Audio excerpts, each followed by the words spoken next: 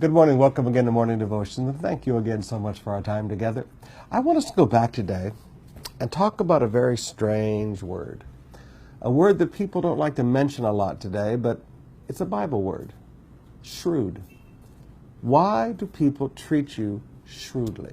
Now, the Bible says that with the shrewd, God shows himself to be shrewd. But why is it that people's hearts change? And rather than being open-hearted with you, they're being very shrewd and trying to dominate and control and destroy you. Come back with me to Exodus chapter 1, beginning with verse 6. Now Joseph and all his brothers and all that generation died. But the Israelites were fruitful and multiplied greatly and became exceedingly numerous, so that the land was filled with them. Now, please understand, we talked about this from Genesis chapter 47. They lived in the best part of the land. They had the best jobs, really the only jobs. They not only took care of their livestock, but the livestock of an entire nation that Pharaoh had taken from the people as payment for their food. They were taking care of the livestock of an entire nation. And these people had jobs and income. They were doing great. So, of course, they multiplied, not just because of the economics, but because of God's blessings upon them. But then something happened. It said, then a new king, verse 8, who did not know about Joseph, came to power in Egypt. Look, he said to the people, the Israelites have become much too numerous for us. Come, we must deal shrewdly with them. Come, we must deal shrewdly with them, or they will become even more numerous, and if war breaks out, will join our enemies, fight against us, and leave the country. Now, I want you to notice that new leadership always changes things. We live in a nation, we live in a culture that values the principle of utang ng loob. I mean, if people owe you a debt of the heart, we expect them to remember that. But you need to understand that utang ng loob does not go from generation to generation.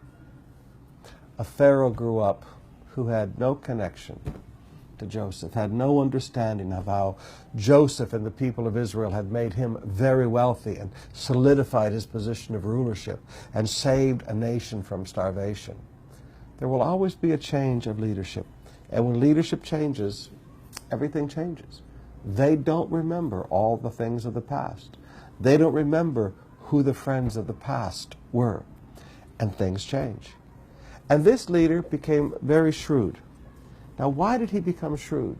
Well, first of all, because of Israel's strength. When you become strong, when you're weak, people don't pay attention to you. When you become strong, people begin to be shrewd with you. They were afraid of them. You know what? These people might join our enemies. They were afraid of them. They're so powerful. And as a result of this, they might even just leave us, and we won't have our workers anymore. But bottom line, it was a non-acceptance of the people of Israel. They were never accepted as part of Egypt. They were never accepted as part of the culture of Egypt. They were always separated. Now, you will find that when people do not accept you, you will find that when people see how powerful you are and they begin to fear you, you will find that these people will treat you very differently. They will treat you with shrewdness. So when people begin to show shrewdness to your life, understand this is not a person who loves me. This is a person who fears me. When people begin to treat you with shrewdness in life, recognize this is a person who thinks I'm too powerful for them to deal with. And sometimes, forgive me, as you get more and more blessed, you have to learn to change your sukis. You have to learn to do business with different people in a different way. Because otherwise, shrewdness is going to hurt you.